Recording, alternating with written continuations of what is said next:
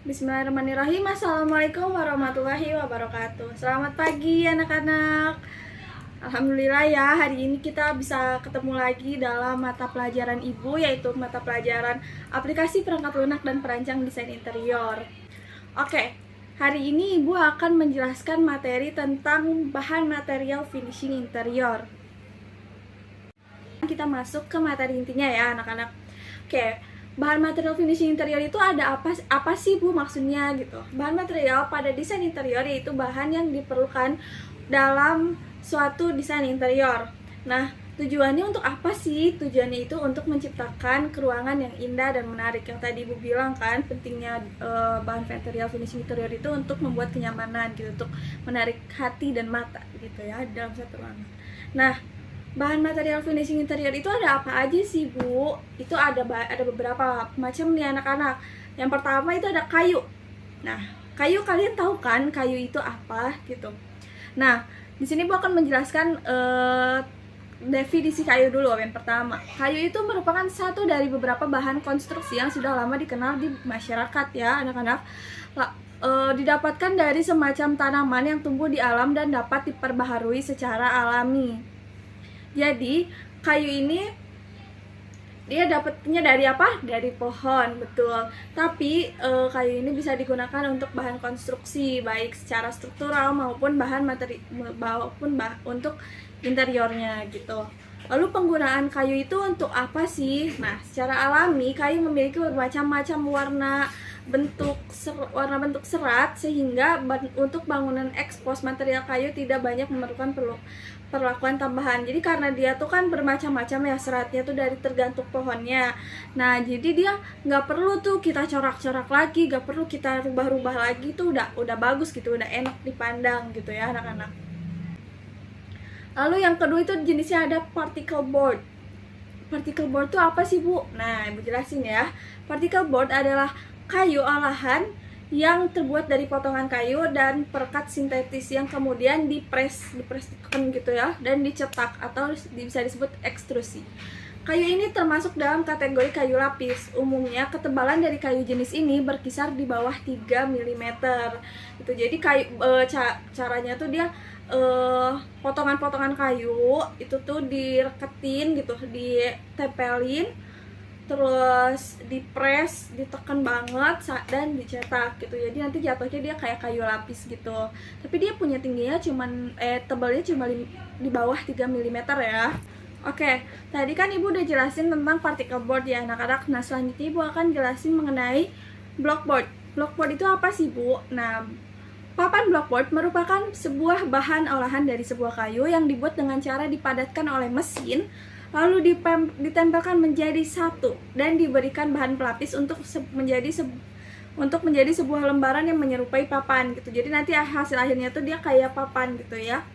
Lalu di sini tuh ada karakteristik blockboard ya. Karakteristik blockboard itu ada apa sih Bu? Nah,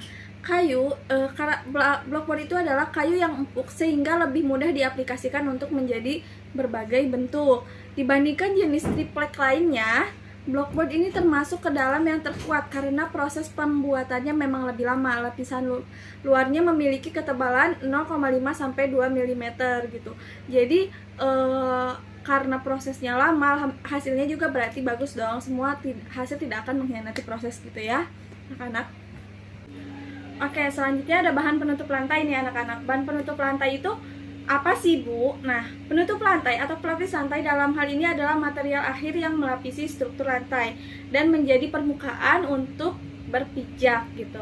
Material yang diklasifikasikan sebagai penutup lantai termasuk karpet, linoleum dan vinil, kayu laminasi, ubin, keramik, batu, dan masih banyak lagi gitu ya anak-anak.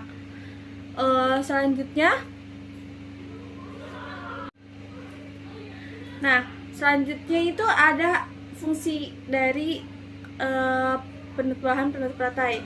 Fungsinya itu apa sih Bu? Fungsinya adalah untuk memberikan kenyamanan, daya tahan, keamanan, dan dekorasi. Kan kalau misalnya kita gak pakai penutup lantai, langsung tanah aja gitu, kan kadang kita nggak nyaman ya gitu. Terus kalau keamanannya juga kayak takut kenapa-napa gitu, kayak misalnya takut ada hewan dari tanah muncul gitu, terus atau ntar ternyata longsor banjir gitu atau kayak gimana, itu kan bakal agak susah gitu ya. Lalu di sini ada juga jenis-jenis bahan penutup lantai nih anak-anak.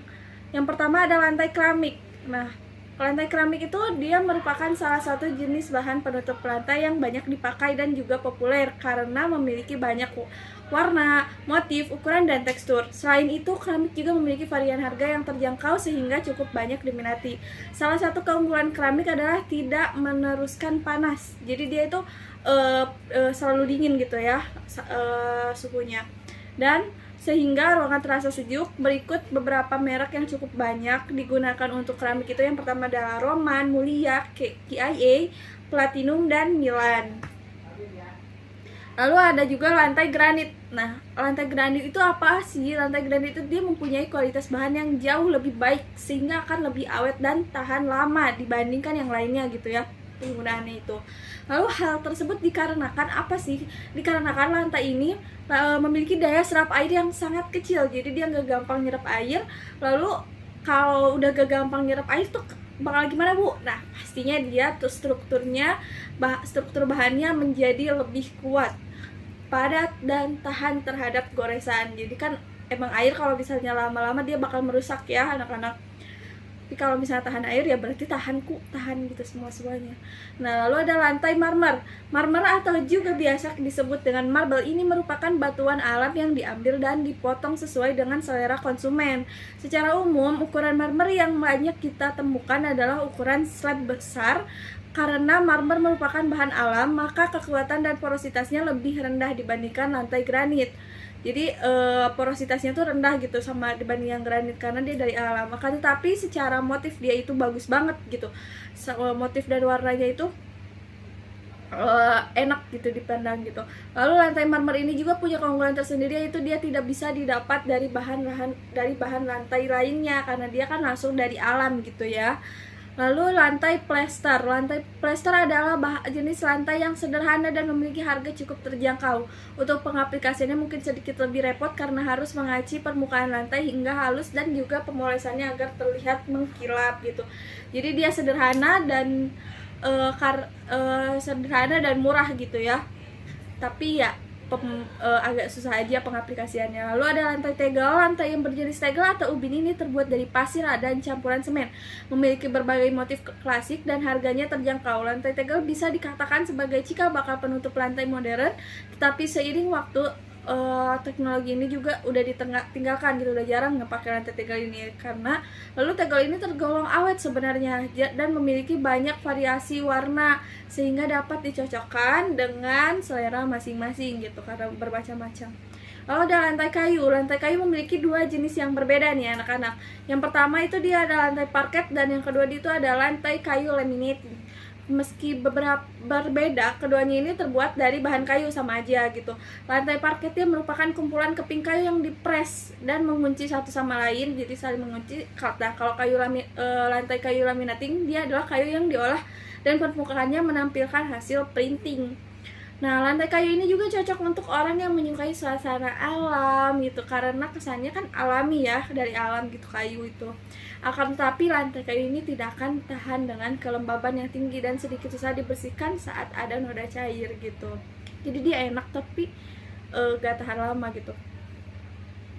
Kalau misalnya terlalu lembab. Lalu dia ada lantai karpet. Dia lantai perawatannya itu terbilang sulit ya kan. Biasanya penghuni rumah hanya menggunakan karpet pada area tertentu, biasanya kayak di ruang tamu, ruang keluarga, ruang anak, sampai ruang sholat gitu, buat jadi bahan penutup lantai. Kenapa sih cuma di ruang tertentu? Ya karena dia sifat bahannya itu sangat mudah menyimpan kotoran gitu, jadi kotoran tuh gampang terserap ke dalam bahan karpet ini atau juga debu gitu. Nah, jadi harus dicuci gitu, dan biasanya aplikasi karpet itu tidak permanen untuk memudahkan pembersihannya gitu. Jadi biasanya dia pakainya kayak asal dipasang aja, nggak ditempelin pakai apa-apa karena dia kan nanti akan sering dicuci gitu ya untuk pembersihannya. Oke, di sini Bu akan lampirkan video tutorial pemasangan keramik ya.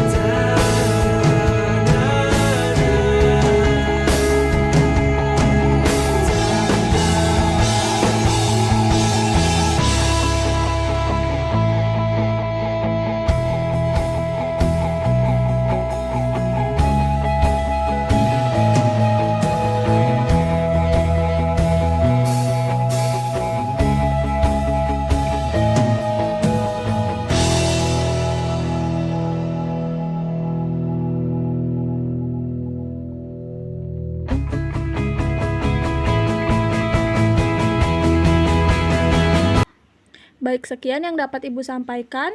Wassalamualaikum warahmatullahi wabarakatuh.